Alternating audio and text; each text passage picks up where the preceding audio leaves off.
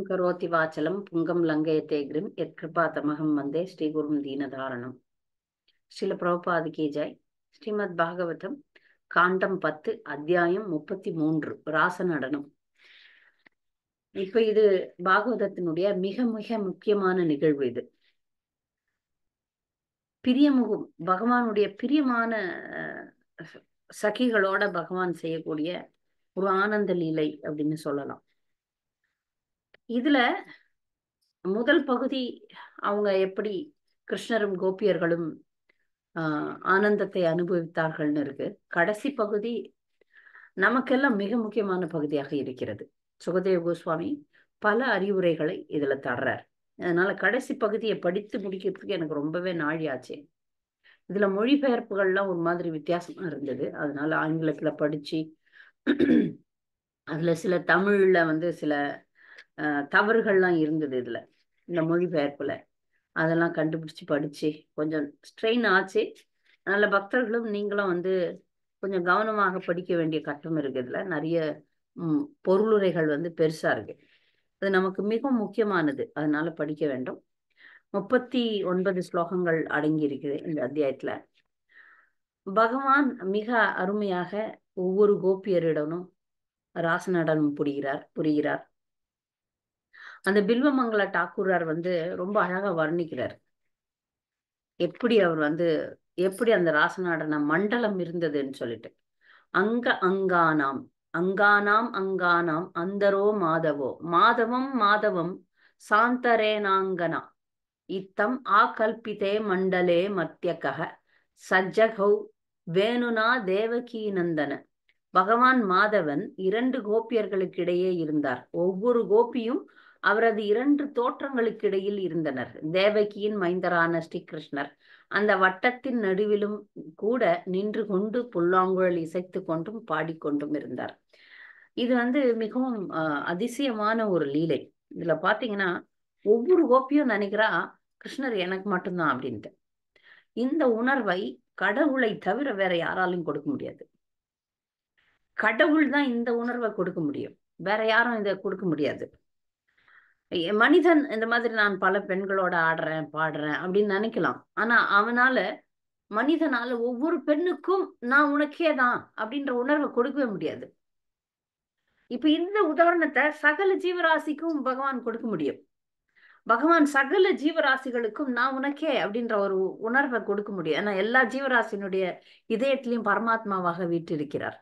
இது பகவானுக்கே உரித்தான பிரத்யேகமான ஒரு குணம். அது பகவானால மட்டும்தான் செய்ய முடியும், வேற யாராலையும் செய்ய முடியாது. அதனாலதான் இந்த அத்தியாயத்தினுடைய கடைசியில பகவானை நாம் நக்கல் செய்யவே முடியாது அப்படின்னு சொல்லப்பட்டிருக்கு. பகவானுக்குன்னு பிரத்யேகமான சில குணங்கள் உண்டு. அந்த குணங்கள்ல இது மிக முக்கியமானது. பகவானாலதான் எல்லாரையுமே திருப்திப்படுத்த முடியும். அது அவருக்கே உரிய குணம். அதனால இங்க பில்வமங்கல டாக்கூரார் லீலா சுகர்னு சொல்றாங்க. அவரை ரொம்ப அழகா பாடுறார். ஒவ்வொரு கோபியும் தன்னோட தான் கிருஷ்ணர் இருக்கிறார் அப்படின்னு நினைக்கிறாங்க. இது ஒரு உலக நிகழ்வு. உலக நிகழ்வு அப்படின்னும் போது மக்கள் எல்லாரும் அதை பார்ப்பார்கள். அதனால சொர்க்கலோகத்தில் இருக்கக்கூடியவர்களுக்கு ஒரு பாக்கியமா அமைஞ்சிடுச்சு. ஏன்னா அவர்கள் அங்கிருந்து பார்க்க முடிந்தது. அதற்கு அனுமதியும் பகவான் கொடுத்திருக்கணும், இல்லைன்னா முடியாது அது. அதனால எல்லாருமே அவங்க பாடினாங்க. எல்லாரும் பங்கு பெற்றார்கள். மேல இருந்து உள்ள என்ட்ரி கிடைக்கல. உள்ள சில பேருக்கு என்ட்ரி, சில பேருக்கு என்ட்ரி இல்லை. லக்ஷ்மிக்கே கிடைக்கலன்னு நம்ம சில இடங்கள்ல பாக்குறோம். ஏன் லக்ஷ்மி தேவிக்கே கிடைக்கலன்னா அங்க கோபி பாவம் வேற. லக்ஷ்மி தேவி ஐஸ்வர்ய பாவத்தோட வந்தாங்க, அதனால அவங்களுக்கு கிடைக்கல. சில இடங்கள்ல நம்ம பாக்குறோம் சிவபெருமானும் ஒரு கோபியாக வந்தார் அப்படின்னு சொல்லிட்டு. அதனாலதான் கோபேஸ்வர் மகாதேவ் அப்படின்னு சொல்லிட்டு ஒரு கோபியினுடைய வடிவுல, அந்த கோபியினுடைய கழுத்துல பாத்தீங்கன்னா பாம்பு இருக்கும். அப்ப சில பேருக்கு அந்த ராச நடனத்தில் பங்கு கிடைத்தது. பல பேர் மேல இருந்து பார்த்தார்கள். மிகவும் அவங்களும் ரொம்ப சந்தோஷமா இருந்தாங்க. அப்ப எப்படி இருந்ததுன்னா பல பல தங்க நகைகள் இருந்ததுன்னா அந்த தங்க நகைக்கு நடுவுல ஒரு மரகத கல் இருந்தா எப்படி இருக்கும் அப்படி இருந்தது. கிருஷ்ணர் ஒவ்வொரு கோபியோட இருந்தாலும் நடுவுலயும் இருந்தாராம். அதனால இந்த இடத்துல அவர் நிறைய இடத்துல கிருஷ்ணரை தேவகி நந்தன தேவகி நந்தனன்னு சொல்றாங்க.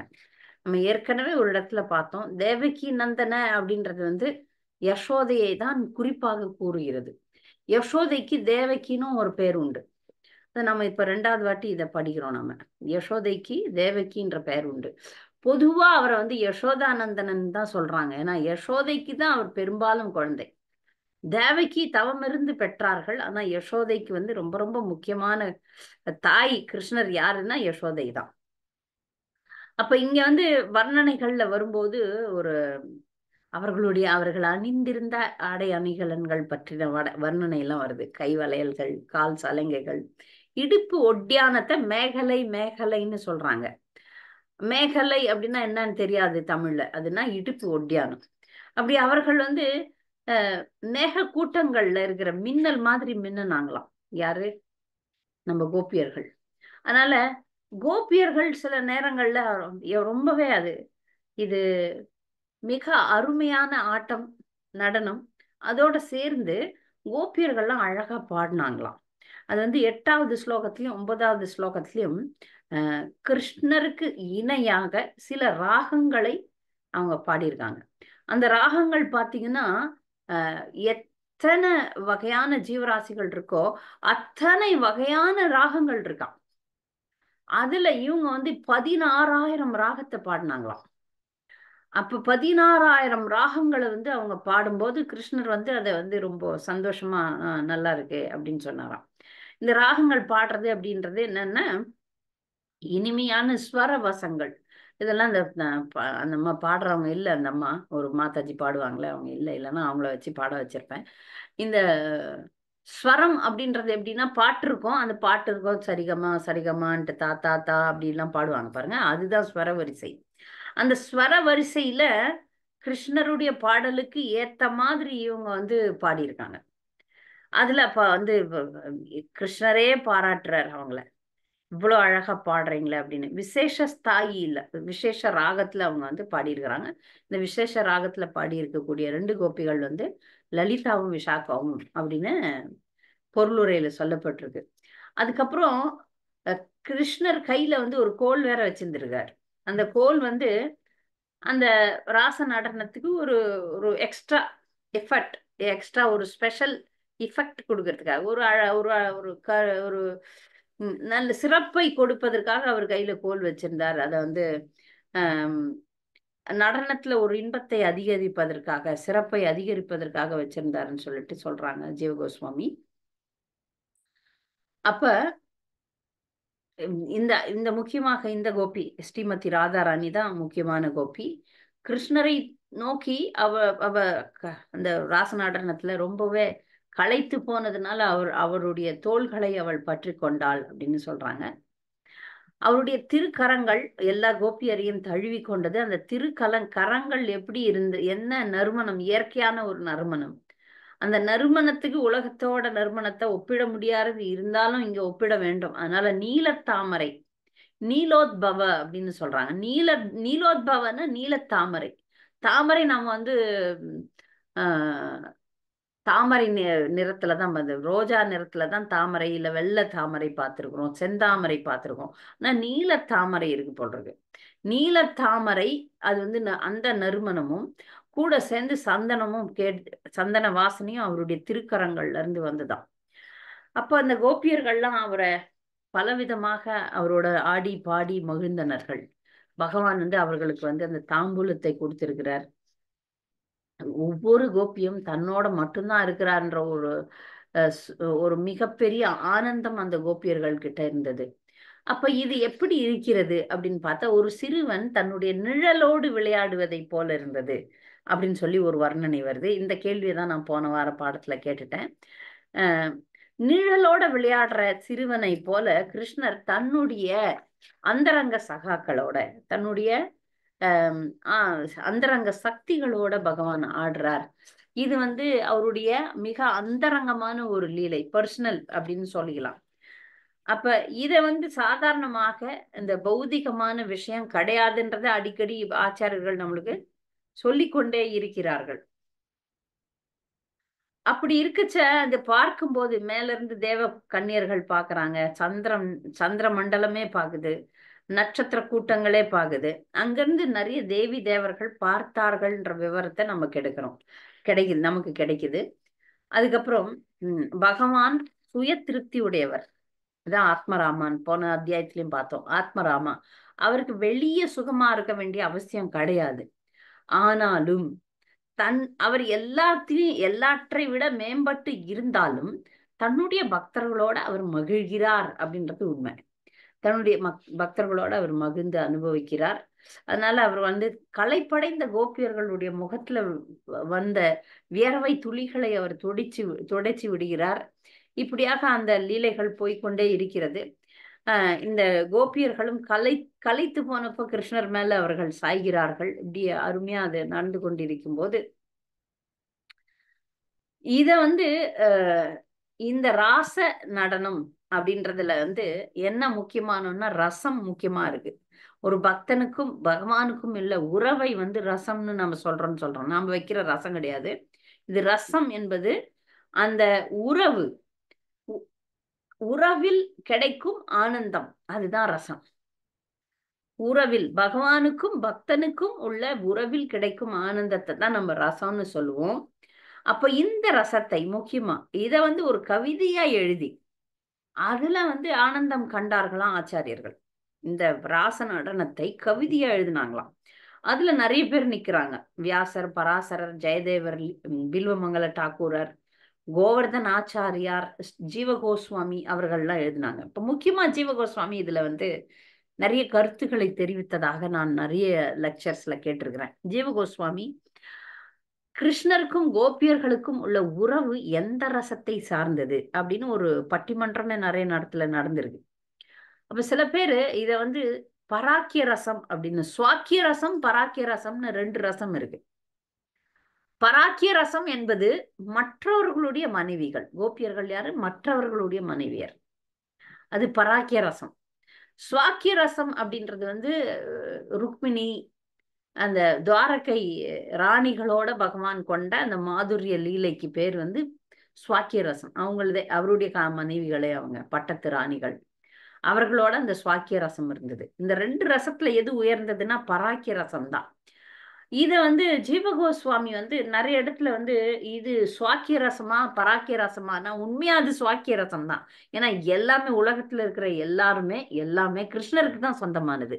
அப்படி ஒரு கண்ணோட்டத்துல நம்ம பார்த்தோம்னா அது சுவாக்கிய ரசம் தான். ஆனால் இந்த ரசத்தினுடைய இந்த உறவினுடைய இன்பத்தை அதிகப்படுத்துவதற்காக பகவானே தான் இதனுடைய இயக்குனர், இந்த லீலை இயக்குனர் பகவான். அதனால இந்த இன்பத்தை அதிகப்படுத்துவதற்காக அவர் சுவாக்கிய ரசமாக மாத்தினாரு அப்படின்றதெல்லாம் பற்றி ஜீவகோஸ்வாமி நிறைய இடங்கள்ல எழுதியிருக்கிறார். அப்ப உண்மையில இப்ப பரீட்சத் மகாராஜருக்கு ஒரு பெரிய கேள்வி வந்துடுச்சு.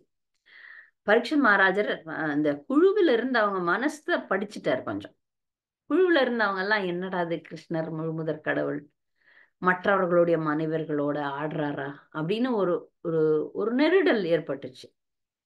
அப்படி அந்த நெருடலை இவர் கவனித்துட்டார். இவருக்கு தெரியும் பரீட்சத் மகாராஜருக்கு இதெல்லாம் இந்த கேள்வி எல்லாம் இல்லவே இல்லை. ஆனாலும் இதை கேட்க வேண்டும், மற்றவர்களுக்காக கேட்க வேண்டும்னு கேட்கிறார். ஓ அந்தனர், ஜெகதீஸ்வரரான முழுமுதற் கடவுள் தமது அம்சாவதாரத்துடன் அதர்மங்களை அழித்து தர்மங்களை நிலை பெறச் செய்வதற்காக இப்பூமியில் அவதரித்திருக்கிறார். உண்மையில் அவரே நன்னடத்தை விதிகளை எடுத்துரைப்பவரும் நிறைவேற்றுபவரும் பாதுகாப்பவரும் ஆவார். பிறர் மனைவியரை தொட்டதன் மூலம் எவ்வாறு அவற்றை அவரால் மீற முடிந்தது அப்படின்னு கேட்கிறார். அப்ப இந்த ஐயத்தை இந்த கேள்வி ஏன் பரீட்சத்து கேட்கவே கூடாது, பரீட்சத்துக்கு தெரியும். ஆனால் மற்றவர்களை அவர் படித்து விட்டார். மற்றவங்க மனசுல இந்த ஐயம் ஏற்பட்டது, எப்படி கடவுள் இந்த வேலையை செய்யலாம் அப்படின்னு ஒரு ஒரு நெருடல் ஏற்பட்டது. அதனால பரீட்சத்தை அதை கேட்டுறாரு. இப்ப ஆச்சாரியர்கள் எவ்வளவு அழகா பதில் சொல்றாங்கன்றதை நம்ம இப்ப பார்க்க போறோம். சரியா கொடுக்குறாரு சுகதேவ கோஸ்வாமி. நீங்க விரதங்களை மேலும் கேட்கிறாரு. விரதங்களை உறுதியுடன் கடைபிடிப்பவரே, எதுகுலத்தின் சுய திருப்தியுடையவரான பகவான் நிந்தனைக்குரியவராக நடந்து கொண்ட பொழுது அவர் மனதில் இருந்த எண்ணம் என்னவென்பதை எடுத்துரைப்பதன் மூலம் எங்கள் ஐயத்தினை அருள் கூர்ந்து நீக்குவீராக. அவர் இந்த மாதிரி நடனம் செய்யும் போது அவர் மனசுல என்ன இருந்தது அதை எங்களுக்கு நீங்க சொல்லணும். ஏன்னா ஆச்சாரியர்கள் பகவானுடைய மனசுல என்ன இருக்குன்னு சொல்ல முடியும். பகவான் எதற்காக என்ன காரியங்களை எதற்காக செய்யறான்றத ஆச்சாரியர்கள் தான் சொல்ல முடியும். அதனால இந்த கேள்வியை கேட்கிறார். சுகதேவ கோஸ்வாமிக்கு சொல்லுன்னு கோபம் வந்துடுது. சரியான கொடுக்குறாரு. மிகவும் இந்த வார்த்தைகள்லாம் பாத்தீங்கன்னா ரொம்ப அதிகம் பயங்கரமா இருக்கு. ஆற்றல் மிக்க நெறியாளர்களின் உயர்நிலைக்கு நாம் அவர்களிடத்து காணும் அவர்களின் நன்னடத்தை விதிகளை மீறிய தவறான எந்த ஒரு செயலாலும் பங்கம் நேர்வதில்லை. அவர்கள் தன்னிடம் போடப்படும் எல்லாவற்றையும் எரித்து விழுங்கிவிட்டு தான் மட்டும் மாசுராது இருக்கும் நெருப்பை போன்றவர்கள். பகவானோடு சேர்த்து பக்தர்களையும் சொல்லுகிறார். ஆற்றல் மிகு நெறியாளர்கள், நெறியாளர்கள்னா ஈஸ்வரா அப்படின்னு அர்த்தம். மிகப்பெரிய ஆள்பவர்கள், இந்த உலகை பிரபஞ்சத்தை ஆள்பவர்கள், இவங்கெல்லாம் கூட கிருஷ்ணரோட சேர்த்து அவங்கெல்லாம் கூட இந்த மாதிரி ஏதாவது ஒரு செயல்ல ஈடுபட்டாங்கன்னா அதுல அவங்களுக்கு ஒரு பங்கமும் ஏற்படாது. எப்படின்னு பாத்தீங்கன்னா, சூரியன் மலமூத்திரத்தை கூட சுத்தப்படுத்திடுது. ஆனா அது அசுத்தமாகாது. சூரியனுக்கு அவனுடைய கதிர்கள் மலமூத்திரம் மேல விழுது. அதனால மலமூத்திரம் சுத்தப்படுத்தப்படுகிறது. ஆனா சூரியன் அழுக்காவதா? இல்ல, ஆகாது. அதனால நன்னடத்தை விதிகளை மீறுவதால் பிறன் மனைவியோட நடனம் ஆவறது நல்லது கிடையாது. ஆனா நன்னடத்தை விதிகளை வெளிப்படையாக மீறுவதால் மகத்தான ஆற்றல் மிக்கவர்கள் அழிவதில்லை. அவங்க ஒண்ணும் அழிய மாட்டாங்க. இப்ப சிவபெருமான் விஷத்தை எடுத்து குடிச்சாரு. நாம விஷத்தை குடிச்சோம்னா அடுத்த செகண்ட் இருப்போமான்னு தெரியாது. அந்த மிகப்பெரிய விஷம், கடல் அளவு விஷத்தை எடுத்து குடிச்சார். அவருக்கு ஒண்ணும் ஆகல, அவருக்கு ஆகாது. ஆனால் இதை நாம பாவனை செய்யக்கூடாது, நக்கல் செய்யக்கூடாதுன்னு சொல்றார். இது பகவானும் பகவானை போன்ற அவருடைய மிகப்பெரிய சகாக்கள் இருக்கிறாங்க, அதிகாரிகள் இருக்கிறாங்க, அவங்கெல்லாம் செய்யக்கூடும். ஆனா மற்றவர்கள், சாதாரணமான மனிதர்கள் செய்யக்கூடாது. எப்படி ருத்ரன் விஷத்தை குடிச்ச மாதிரி நாம விஷத்தை குடிக்கக்கூடிய தெம்பு இருந்துச்சுன்னா நம்ம சிவபெருமானை நகல் செய்யலாம், கிருஷ்ணரை நகல் செய்யலாம், கோபியரோட நம்ம எல்லாம் கூட ஆடலாம். ஆனா நாம முதல்ல அகாசுரனை கொல்லணும், பூத்தனைய கொல்லணும், திருநாவர்த்தனை கொல்லணும், காளியா நாகத்தின் மேல ஆடணும், சுண்டு விரல்ல கோவர்தனத்தை தூக்கணும். அதெல்லாம் செஞ்சு வாயில உலகத்தை காட்டணும், பிரபஞ்சத்தை காட்டணும். அவரே எங்கும் வியாபித்திருக்கும் பரமாத்மா, எங்கும் வியாபித்திருக்கும் பிரம்மனாக இருக்கிறார். அவரே எல்லாருடைய இதயத்தில் பரமாத்மாவாக இருக்கிறார். அதெல்லாம் செஞ்சுட்டு இதை செய்யலாம். மனிதர்கள் வெறுமனே ராச நடனத்தை பல பேரை தொட்ட பரந்தாமன் தன்னை புகழ்பாட கேட்டதுண்டு. இந்த பாட்டுக்கு யாருக்கு ஞாபகம் இருக்குதோ தெரியல, எனக்கு ஞாபகம் இருக்கு. அப்படி ஒரு பாட்டு இருக்கு, சினிமா பாட்டு. அப்ப அது எவ்வளோ மக்கள் கலங்கமுற்று இருக்கிறார்கள் பாருங்க. பாடுறான், பல பேரை தொட்ட பரந்தாமன்னு சொல்றான்.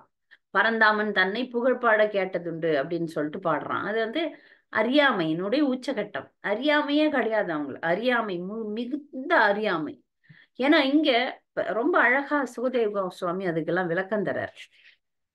அவர் மற்ற லீலைகள்லாம் பண்றாரு, இதை மட்டும் கவனிக்கிறீங்களே, மற்றதெல்லாம் பண்றாரு. காளியா மேல நடனம் ஆடுறாரு, நாம போய் நடனம் ஆடலாமே. அவர் பல விஷயங்களை செய்யறார். இந்த உலகத்தை அண்ட சராசரத்தை படிக்கிறார். அவருடைய வாயில மொத்த பிரபஞ்சமும் இருக்கிறது. இதெல்லாம் நம்ம நக்கல் பண்ண முடியுமே, அதை பண்ணுங்களேன், அதெல்லாம் பண்ணி காட்டுங்களேன். அப்ப நம்ம அவரை ஏன் இப்படி அவர் செய்தார் அப்படின்றதுக்கான அர்த்தம் நமக்கு புரியும். இதை புரிஞ்சதுன்னா அது புரியும்.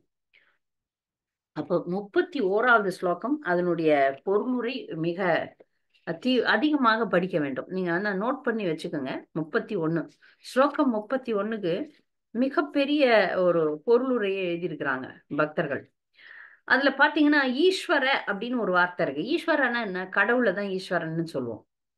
ஆனா அதுக்கு பல பிரபுபாதர் மொழிபெயர்க்கும் போது, இப்ப பொதுவா சமஸ்கிருத மொழிபெயர்ப்புல நீங்க பாத்தீங்கன்னா ஈஸ்வர அப்படின்னா ஆள்பவர், எஜமானன், தலைவன் அப்படிலாம் உண்டு. பிரபுபாதர் ஈஸ்வராவை எப்படி டிரான்ஸ்லேட் பண்றாரு இங்கிலீஷ்லன்னா கண்ட்ரோலர் அப்படின்னு பண்றாரு. ஏன்னா அந்த கண்ட்ரோலர் அப்படின்ற ஆங்கில வார்த்தைக்கு தமிழ்ல எனக்கு சரியான வார்த்தையே கிடைக்கல.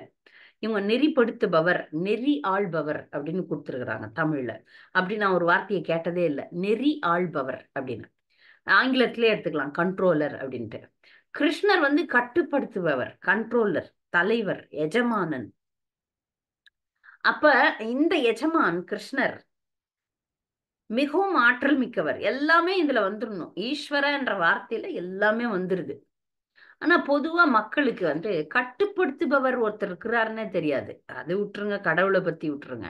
இந்த பிரபஞ்சங்கள்லாம் இருக்கு பாருங்க, பிரபஞ்சங்களை ஆள்பவர்கள் இருக்கிறாங்கன்னு கூட அவங்களுக்கு தெரியாது. ஆற்றல் மிக்கவர்கள் பிரபஞ்சத்தை நெறிப்படுத்துகின்றனர் அப்படின்ற உண்மையே அவங்களுக்கு தெரியாதான். முக்கியமா மேலை நாட்டவர்கள் அவங்க என்ன நினைக்கிறாங்க, அந்த கருத்து தெரிவிக்கும் போது பிரபஞ்சம் எப்படி வந்தது, எப்படி இந்த உலகம்லாம் நிக்குது, எப்படி அந்த பல கிரகங்கள்லாம் நிக்குது. அண்டத்துல நீங்க பாத்தீங்கன்னா நவ கிரகங்கள் மட்டும் இல்லாமல் நிறைய கிரகங்கள்லாம் மிதக்கின்றது நீங்க பார்ப்போம். அதெல்லாம் எப்படி நிக்குது அப்படின்னா, எல்லாம் உயிர் இல்லை, அப்படியே தானா வந்துச்சு, தானா நிக்குது அப்படின்னு ஒரு தத்துவத்தை அவர்கள்லாம் கொடுக்குறாங்க. இங்க இவங்கெல்லாம் வந்து இவர்களுக்கு இந்த அறிவே இல்லை, கடவுள்ன்ற அறிவு இல்லை, எல்லா கடவுள் என்பவர் கட்டுப்படுத்துகிறார், அவர் இதெல்லாம் செயல்படுத்துகிறார் என்ற அறிவு இல்லாதனால இவங்க எல்லாம் அப்படி பேசுறாங்க அப்படின்னு சொல்லிட்டு இந்த பொருளுரையில சொல்லப்பட்டிருக்குது. இதுல வந்து முக்கியமானது அண்டம் வந்து, அண்டம் இந்த உலகத்துல பூமியை எடுத்துக்கலாம். இந்த பூமி இது ஒரு உயிர் இல்லாததாக சொல்லப்படுது. இந்த உலகம், இந்த பூமி வந்து உயிர் இல்லாமல் எப்படி இருக்க முடியும்? பூமி உயிர் உள்ளது. பூமிக்கு வந்து உயிர் சக்தி இருக்கிறது. உயிர் சக்தி இருக்கிறதுனால பல்வேறு உயிர்களை படைக்கிறது. ஆனா அவனுங்களை பொறுத்த வரைக்கும், விஞ்ஞானிகளை பொறுத்த வரைக்கும், மேலை நாட்டவரை பொறுத்த வரைக்கும், அதனால அவர்கள் வந்து பூமியை வந்து ஒரு உயிரற்ற ஜடமா சொல்றாங்க. ஆனா நாம தாயாக போற்றுகிறோம், பூமி தாயார்னு சொல்றோம். அதனால நிறைய இந்த மாதிரி பகவானை பற்றின, அவர் இந்த உலகத்தை ஆள்பவர்களை பற்றின ஞானம் வந்து இந்த பௌதிகவாதிகளுக்கு கிடையாது. அதனால பகவானுடைய இந்த லீலைகளையும் அவர்களால இந்த மாதிரி மக்களால எல்லாம் புரிந்து கொள்ள முடியாது. அதனால என்ன முக்கியம் இந்த விஷயத்துல அப்படின்னும் போது, இந்த பகவானுக்கு மெய்மை என்பது உருவமும் தெய்வீகமும் ஆனது. மெய்மை அப்படின்னா ரியாலிட்டி. ரியாலிட்டி அப்படி உண்மைன்னா அதுக்கு வந்து ஒரு நிமிஷம், ரியாலிட்டி அப்படின்னு நீங்க பாத்தீங்கன்னா அதுக்கு வந்து உயிர் உண்டு, அதுக்கு உருவம் உண்டு. பகவானை பத்தி பார்க்கும்போது அவர் வந்து தெய்வம், தெய்வத்துக்கு உருவம் உண்டு. ஆனா இவங்க வந்து அதெல்லாம் உருவம் கிடையாது அப்படின்னு சொல்லி சொல்றாங்க. இப்போ ஒரு அரசியல்வாதியை, அடுத்தது வந்து இப்ப தலைவர்களை பற்றி பேசுறோம். தலைவர்களை பற்றி பேசும்போது அந்த தலைவரை நாம உருவாக்குறது இல்லை, அந்த தலைவருக்கு ஏற்கனவே திறமை இருக்கு. இவர் செய்யக்கூடியவர், இவர் திறமை வாய்ந்தவர், அதனால நம்ம ஓட்டு போட்டு அவரை தலைவர் ஆக்குறோம், அவர்களுக்கு வாக்களிக்கிறோம். ஆனால் இப்ப அந்த தலைவருக்கு இருக்கிற தலைவர்னா என்ன, நிர்வகிக்கும் திறமை நிறைய இருக்கும், நிறைய பேரை கட்டுப்படுத்தும் சக்திகள்லாம் இருக்கும். இப்படிப்பட்டவர்களை நம்ம பார்க்கும்போது இவர்கள் எல்லாம் பகவானால சக்தி ஊட்டப்பட்டவர்கள்ன்ற அறிவு நமக்கு வேணும். அதனால இப்ப ரெண்டு விதமான மக்கள் இருக்கிறாங்க உலகத்துல, ரெண்டு விதமான மக்கள். ஒரு விதமான மக்கள் பகவான் உடைய பேச்சை கேட்க மாட்டாங்க, ஒரு விதமான மக்கள் பகவானுடைய பேச்சை கேட்பாங்க. அப்ப தேவர்கள், அசுரர்கள், பக்தர்கள், அபக்தர்கள்னு ரெண்டு கேட்டகிரி மக்கள் இருக்கிறாங்க. யாரெல்லாம் பகவானுடைய பேச்சை கேட்டு பகவானுடைய விருப்பத்திற்கு ஏற்றவாறு நடந்து கொள்கிறார்களோ அவங்கள வச்சு நல்ல காரியம் பண்ணிக்குவார். யாரெல்லாம் பகவானுடைய விருப்பத்துக்கு எதிர்மாறா நடக்கிறாங்களோ அவங்களெல்லாம் கூட பகவான் தன் விருப்பத்துக்கு பயன்படுத்தி கொள்வாராம். நல்ல கவனிங்க இதுல. பகவான் இப்ப நீங்க இப்ப நாஸ்திகர்கள்லாம் இருக்கிறாங்கன்னு வச்சுங்க, நாஸ்திகர்கள்லாம் பேசுறாங்கல்ல, கடவுள் இல்லை, கடவுள் உருவம் என்பது போய், இந்த மாதிரி எல்லாம் நிறைய நாஸ்திகவாதிகள், மாயாவாதிகள்லாம் கடவுளுக்கு எதிரிகளாக இருக்கிறார்கள். அதை கூட பகவான் தனக்கு சாதகமா பயன்படுத்திக்குவாராம். அவர்களுக்கு கூட வந்து சக்தி கொடுக்கறது கிருஷ்ணர் தான், கடவுள் தான். அதனால ஈஸ்வரானம், இப்ப இந்த சக்தின்னு சொல்றோம்ல, இந்த திறமை, இந்த திறமை எல்லாம் வந்து கிருஷ்ணரால தான் கொடுக்கப்படுகிறது. அப்ப இந்த பகவானுடைய விருப்பத்திற்கு ஏற்கும் ஜீவராசிகள் எல்லாம் இந்த பிரபஞ்சத்துல தலைவராக்கிறார் பகவான். அப்ப அந்த தலைவராக்குன அந்த தலைவர்களுக்கும் பகவானுக்கும் ஒரு வித்தியாசம் உண்டு. அந்த தலைவர்கள் கூட தப்பு பண்ணா அவ்வளவு பெரிய தவறாக, இப்ப இந்திரன் எல்லாம் நிறைய தப்பு பண்றாங்க. இந்திரன் பிரம்மா கூட தப்பு பண்ணியிருக்கிறார். பிரம்மா இந்திரன் போன்ற தேவாதி பெரிய தேவர்கள்லாம் தவறுகள் செய்யறாங்க. ஆனா அந்த தவறுகள் அவர்களுக்கு பாதிக்கப்படாது. ஏன்னா அவங்க மிகப்பெரிய ஆளுநர்கள், மிகப்பெரிய ஆளுநர்களா இருக்கிறாங்க. அப்ப பகவானை பொறுத்த வரைக்கும் பாத்தீங்கன்னா இந்த மாதிரி விஷயங்கள் அவரை தாக்காதுன்ற கொள்கைக்கு கொண்டாடுறாங்க. அதுதான் இந்த பொருளுரை முழுக்க முழுக்க போட்டிருக்கு. இதுல முக்கியமா அந்த ஆளுநர்களுக்கும் பகவானுக்கும் ஒரு பெரிய வித்தியாசம் இருக்கு. என்ன வித்தியாசம்னா, அந்த ஆளுநர்கள் மிகப்பெரிய தலைவர்கள் பகவானை போல செயல்படுறாங்க. பிரம்மா வந்து படைக்கிறார், பகவான் சக்தி கொடுத்து அவர் படைக்கிறார். அவர் பிரம்மாவை போன்ற பகவானின் அதிகாரம் பெற்ற தொண்டன். ஆனா அவர் எப்படி பிரம்மாவானார்? தன்னுடைய கர்ம வினையினால ஆனார். அதற்குரிய புண்ணியத்தை அவர் செஞ்சார். புண்ணியத்தை செஞ்சதுனால பிரம்மன் ஆனார், இந்திரன் ஆனார், சந்திரன் ஆனார். இதெல்லாம் புண்ணிய காரியங்களால ஆனார். அதனால அவங்களுக்கு வந்து முன்வினை பயனால அனுபவிக்கிறாங்க. இப்ப இந்த பதவிகள், இந்த ஆள்ற திறமை, இதெல்லாம் முன்வினை பயன். ஆனா கிருஷ்ணருக்கு வந்து கர்ம விதி எல்லாம் கிடையாது. நித்தியமான விடுதலை பெற்றவர், பிரத்யேகமா யூனிக் அப்படின்னு எழுதுறார் பிரபுபாதர். அவர் வந்து ஒரு யூனிக்னா ஒரு ஒரு ஸ்பெஷல், ஒரு தனிப்பட்ட ஒரு பிரத்யேகமான நிலையில பகவான் இருக்கிறார். இதான் பகவானுக்கும் மற்ற தலைவர்களுக்கும் பிரபஞ்ச தலைவர்களுக்கும் உள்ள வித்தியாசம் அப்படின்னு சொல்றார். இப்ப இந்த மொழிபெயர்ப்புல பகவானுடைய தொண்டர்கள் சொற்கள், பகவானின் அதிகாரம் பெற்ற தொண்டர்களின் சொற்கள் எப்பொழுதும் உண்மையானவையாகும். மேலும் அவர்கள் செய்யும் செயல்கள் அவர்களின் வார்த்தைகளோடு ஒத்து போகும்போது அவை மேன்மை உடையவனாக இருக்கின்றது. அதனால் புத்திமானாக இருக்கும் ஒருவர் அவர்தம் உபதேசங்களை நிறைவேற்ற வேண்டும். அப்படின்னா இது யாருக்கு சொல்றாருன்னா, யாரெல்லாம் கிருஷ்ணருடைய பேச்சுக்கு கட்டுப்படுகிறார்களோ, யாரெல்லாம் பகவானுடைய சொல் பேச்சு, அதான் அவருடைய அதிகாரத்துக்கு உட்படுகிறார்களோ, அவங்க எல்லாம் மேன்மையான தலைவர்களாக, இந்த பிரபஞ்சத்தை ஆளும் தலைவர்களாக இருக்கிறார்கள். அவர்களும் பகவானை போல இந்த மாதிரி தவறுகளுக்கான, இப்ப இது தவறுன்னு சொல்ல முடியாது, இந்த மாதிரி விஷயங்களை அவர்கள் செய்யும் போது நம்ம அவர்களை குற்றம் சாட்ட முடியாது அப்படின்னு சொல்றாங்க. ஏன்னா சட்டங்களை ஏற்படுத்துபவர்கள் சட்டங்களை மீறுவது கிடையாது. இதுக்கு ஒரு உதாரணம், பௌதிக உதாரணம்னு பார்த்தோம்னா, இப்போ ஒரு நாட்டுல ஒரு சட்டம் இருக்கு. 40 கிலோமீட்டருக்கு மேல வேகத்துல போகக்கூடாது. ஒரு ஒரு 2 சக்கர வாகனத்திலயோ ஒரு 4 சக்கர வாகனத்திலயோ ஒரு சாலை விதி இவ்வளவு இருக்குன்னு வச்சுக்கோங்களேன். 60க்கு மேல போகக்கூடாது, 40க்கு மேல போக முடியாதுன்னு ஒரு சட்டம் இருக்கிறதுன்னு வைத்துக் கொள்வோம். அப்போ ஒரு மனிதன் அவ்வளவுக்கு மேல வேகமா போறான்னா, அப்ப அந்த போலீஸ்காரர் என்ன பண்ணுவார்? 40க்கு மேல போயிடுறாரு, 50ல போறார் ஒருத்தர். போலீஸ்காரர் என்ன பண்ணுவாரு? 60 இல்ல 70ல போய் அவரை பிடிப்பார். அப்ப போலீஸ்காரர் வந்து சட்டத்தை மீறுகிறார்னு அர்த்தம் கிடையாது. ஏன்னா அந்த தவறு செய்யும் மனிதனை அவனை தாண்டி, அவனுடைய வேகத்தை தாண்டி போய் அவனை பிடிக்கணும். அதனால இவர்கள் இந்த ஆளுநர்கள், அதுக்கும் மேலேயாக ஈஸ்வரனாக இருக்கும் கிருஷ்ணர் தவறுகள்லாம் செய்ய முடியாது. ஏன்னா சட்டத்தை ஏற்படுத்துறதே அவர் தான். அதனால அவர் தவறு செய்வதிலிருந்து விதி விலக்கானவர்கள், அதற்கு மேற்பட்ட ஒரு பிரத்யேகமான நிலையில் இருக்கக்கூடியவர் அப்படின்னு ஒரு கருத்து.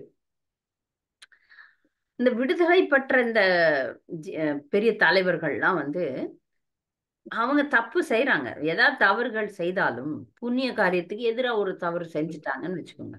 பிரம்மா வந்து தன்னுடைய மகளையே திருமணம் செய்து கொள்ளணும் அப்படின்னு நினைச்ச ஒரு தவறு இருக்கு. அப்ப அவர் வந்து அதுல அந்த தவறுனால பாதிக்கப்படவில்லை. எப்படி அப்படின்னு பாத்தீங்கன்னா, அவர்களுடைய மனசுல சுயநலமே கிடையாது. ஆளுநர்கள் மனசுல, பக்தர்களுடைய மனசுல எப்பவுமே சுயநலம் கிடையாது. அதனால அவங்க வந்து பாவங்களுக்கு ஆளாக மாட்டார்கள். புண்ணிய விதிகளுக்கு எதிராக அவர்கள் செயல்பட்டாலும் அவர்கள் பாவங்களுக்கு ஆளாக மாட்டார்கள். இங்க ஏன் இதெல்லாம் சொல்றாருன்னா, பகவானோட சேர்த்து பக்தர்களும் ஏதாவது தவறு பண்ணாங்கன்னா, இந்த உலகாய விஷயங்கள்ல தவறுனா அவங்க பாதிக்கப்பட மாட்டாங்க. ஆனால் ஆனால் நாம இதெல்லாம் நக்கல் பண்ணக்கூடாதுன்ற கருத்துக்கு அவர் திரும்பி வர்றார். நம்ம அவருக்கு சேவை செய்வதன் மூலம் பரமபுருஷரின் தாமரை திருவடிகளுள்ள தூசுக்கு சேவை செய்வதன் மூலம் முழு திருப்தி அடையும் அவரது பக்தர்களை உலகியற் செயல்கள் ஒருபோதும் கட்டுப்படுத்துவதில்லை. அதுபோல் யோக சக்தியால் அனைத்து கர்மவினை பலன்களின் பந்தத்திலிருந்து விடுதலை பெற்றுள்ள கற்றறிந்த முனிவர்களையும் உலகியற் செயல்கள் கட்டுப்படுத்துவதில்லை. ஆகையினால் தமது இனிய சுய விருப்பத்திற்கேற்ப உன்னத வடிவங்களை மேற்கொள்ளும் பகவானுக்கு பந்தம் உண்டா என்னும் கேள்வி எவ்வாறு எழக்கூடும்? பக்தர்களையே இது கட்டுப்படுத்தாது. பக்தர்களுக்கே அவங்க விதிவிலக்கானவர்கள். அப்படி இருக்கச்ச பகவானை எப்படி தப்பு எல்லாம் கட்டுப்படுத்தும்? பகவானுக்கு கர்ம வினையே கிடையாதே. பகவான் இதற்கெல்லாம் மீறியவர், அப்பாற்பட்டவர்ன்றதை புரிந்து கொள்ள வேண்டும். இதுல ஒரு 35வது ஸ்லோகத்துல இன்னொரு அற்புதமான கருத்தை வைக்கிறார் சுகதேவ கோஸ்வாமி. எல்லா ஜீவராசிகளும் யாருக்கு சொந்தமானது? எல்லா ஜீவராசியும் கிருஷ்ணருக்கு சொந்தமானது. எல்லா ஜீவராசியினுடைய இதயத்துல ஏற்கனவே கிருஷ்ணர் போய் உட்கார்ந்துட்டு இருக்கிறார் பரமாத்மாவாக. அததான் 35வது ஸ்லோகத்துல சொல்றார். கோபியர்களின் அகத்தினுள்ளும் அவர்களின் கணவர்களின் அகத்தினுள்ளும் ஏன் உடல் பெற்ற உயிர்கள் அனைத்தின் அகத்தினுள்ளும் சாட்சியாக இருப்பவர் இவ்வுலகில் உன்னத லீலைகளை அனுபவித்து மகிழ்வதற்காக பல்வேறு உருவங்களை மேற்கொள்கிறார். எல்லாருடைய இதயத்துல ஏற்கனவே இருக்கிறார். அதனால அவர் போய் கட்டி தழுவி கோபியர்களை கொண்டாடுறதுல அவர் ஒன்றும் தப்பு பண்ண முடியாது. ஏன்னா ஏற்கனவே எல்லாருடைய நம்ம உலகத்துல இருக்கிற எல்லா ஜீவராசி உடல்லையும் பகவான் இருக்கிறார் பரமாத்மாவாக. அதனால அவர் கோபியர்களோட லீலை புரிஞ்சார். அதை தவறாக கொள்ளவே முடியாது. சரி, அப்ப இந்த லீலை எதற்காக செய்கிறார் அப்படின்னும் போது, தன்னுடைய பக்தர்களுக்கு கருணை புரிவதற்காக பகவான் மனிதனை போன்ற உடலை மேற்கொள்ளும் போது அவர் தமது லீலைகளை பற்றி கேட்டு அவற்றினால் கவரப்படுவர்கள் தம்மையே அவரிடம் அர்ப்பணிக்க வேண்டும் என்பதற்காக இந்த லீலையை செய்கிறார். பகவான் மனிதர்களை போர் வராரு அப்படின்னும் போது அவருக்கு வேற உருவமான அது ஒரு பிரத்யேகமான கவர்ச்சியை உடையது. பகவான் தன்னை போலதான் நம்மளெல்லாம் படைச்சார். ஆனால் பகவான் நம்மை விட மிகவும் கவர்ச்சியானவர், அழகானவர், பல விஷயங்கள்ல வித்தியாசமானவர். இங்க அந்த லீலைகள்லாம் புரியும் போது, முக்கியமாக இங்க லீலை புரியும் போது பகவான் சாதாரண மக்களை எல்லாம் கவர்ந்து இழுக்கிறார். கவர்ந்து இழுக்கும் போது அவர்கள் தங்கள் பாவங்களை தொலைக்கிறார்கள். அதற்காக தான் இந்த லீலையெல்லாம் செய்யறாரு அப்படின்னு சொல்றாங்க. அப்ப கிருஷ்ணரின் இந்த இடத்துல திரும்பியும் நம்ம கோபியர்கள் கிருஷ்ணரோட உறவுக்கு வரும்போது கிருஷ்ணரின் மாயா சக்தியினால் குழப்பமுற்ற ஆயர்கள் தமது மனைவியர் தங்கள் இல்லங்களிலேயே இருக்கின்றனர் அப்படின்னு நினைச்சாங்களாம். அதனால கிருஷ்ணருக்கு எதிரே எந்த துவேஷமும் செய்யவில்லை. அதற்கு பொருளுரையில ஆச்சாரியர்கள் என்ன சொல்றாங்கன்னா, கிருஷ்ணரோட கோபியர்கள் லீலை புரிஞ்சாங்கல்ல, அந்த லீலை புரிந்த கோபியர்கள்லாம் இந்த பௌதிகமான சரீரத்தை உடையவர்கள் இல்லை. அவங்க வீட்டுல கோபர்களோட கோபியர்கள் இருந்தாங்க. இங்க வந்தது அவர்களுடைய ஆன்மீக சரீரம். அவர்களுடைய ஆன்மீக சரீரம் தான் இங்க வந்தது அப்படின்னு ஒரு கருத்து சொல்லப்படுகிறது. ஏன்னா அவர்கள் இது பௌதிகமான விஷயம் கிடையாது. இந்த லீலை பிரம்மாவின் ஒரு இரவு காலம் முழுக்க நடந்தது. அப்படின்னா மனித கணக்குல 1000 யுகங்கள் இந்த லீலை நடந்துதான். மனித கணக்கின்படி 1000 யுகங்கள் இந்த லீலை நடந்தது.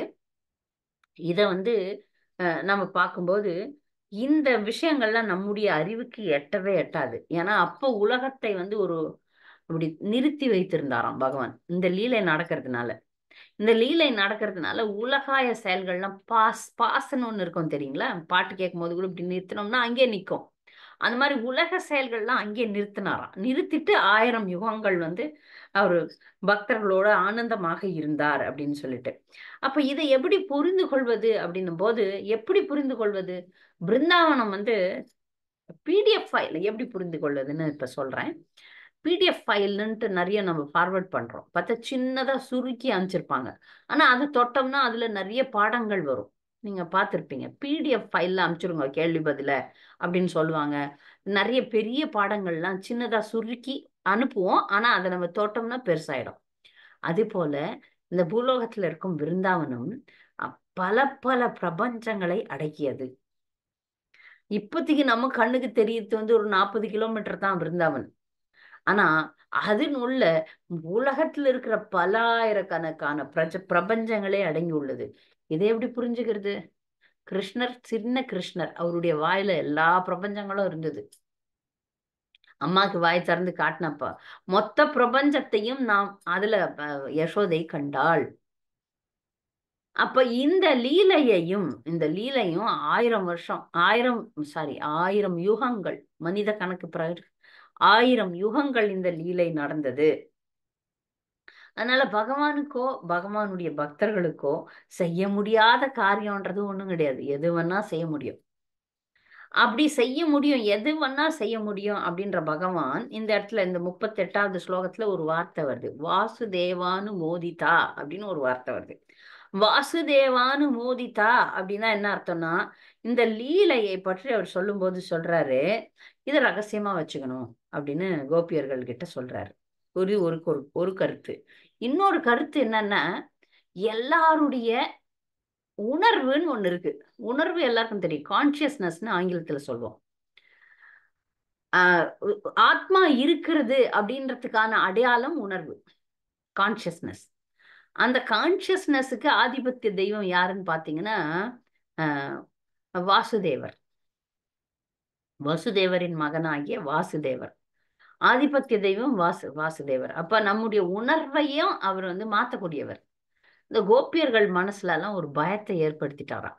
என்னன்னா, வீட்டுல இருக்கிற பெரியவர்கள்லாம் நம்மள என்ன நினைப்பாங்களோ, என்ன செய்வாங்களோன்ற எண்ணத்தை பகவான் வந்து ஏற்படுத்துறார். என்ன செய்யறார்? ராசலீலை முடிஞ்சு போச்சு, 1000 யுகங்கள் ஆச்சு. அந்த முழு திருப்தி அடைந்த கோபியர்களை முடிஞ்சு போச்சு, இப்ப நீங்க எல்லாரும் வீட்டுக்கு போங்க அப்படின்னு சொல்லி அனுப்புறாரு.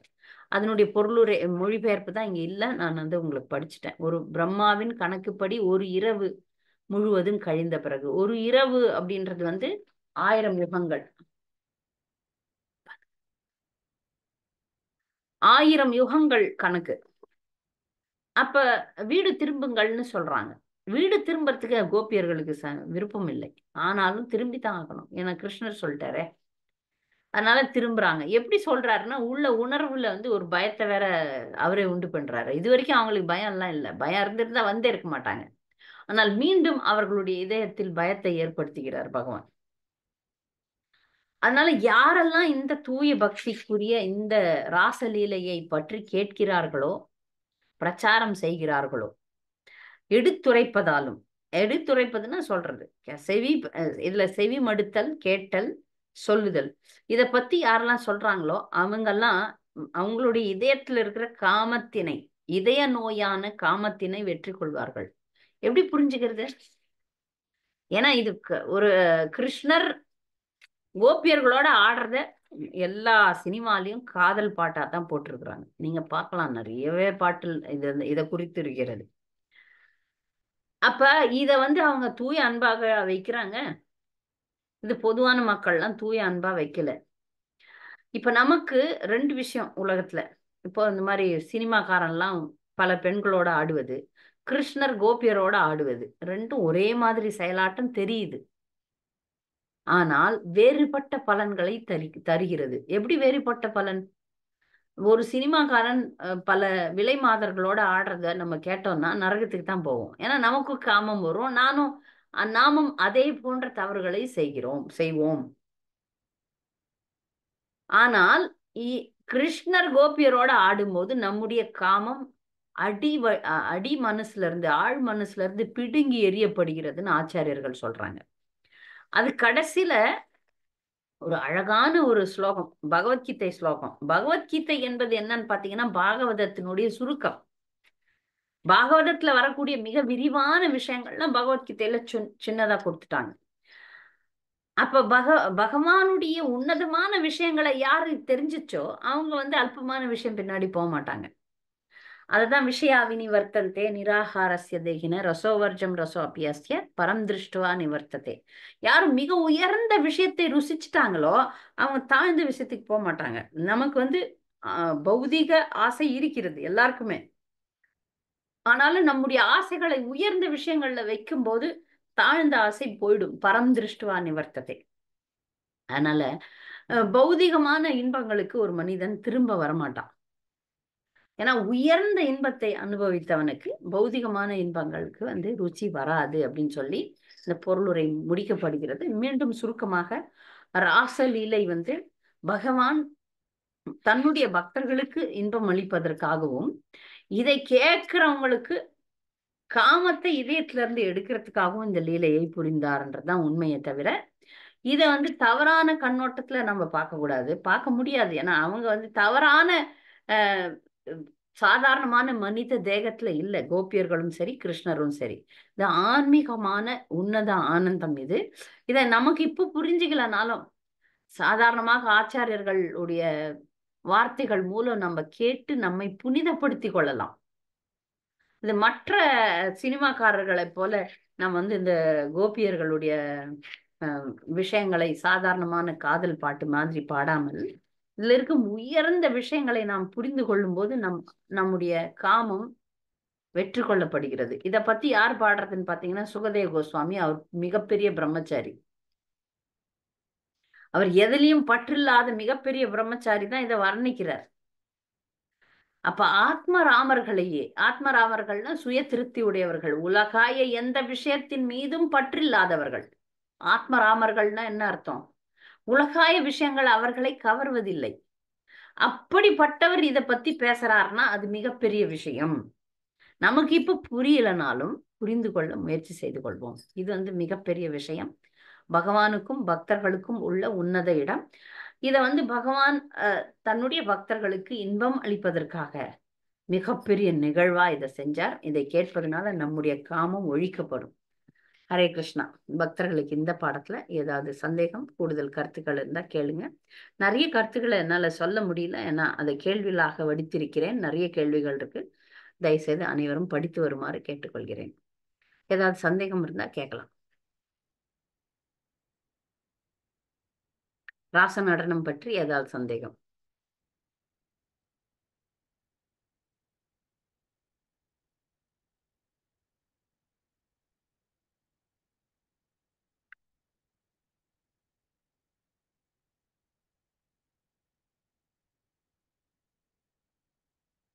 யாருக்கும் சந்தேகமே இல்லை. மிக்க சந்தோஷம். நம்ம வந்து அடுத்த வாரம் நாளைக்கு வகுப்புல சந்திக்கலாம். வாஞ்சா கல்பதருபச கிருபா சிந்துபேவச பதிதானம் பாவனே. நன்றி. ஹரே கிருஷ்ணா. நாளை வகுப்புல முகுந்தமாலை வகுப்பு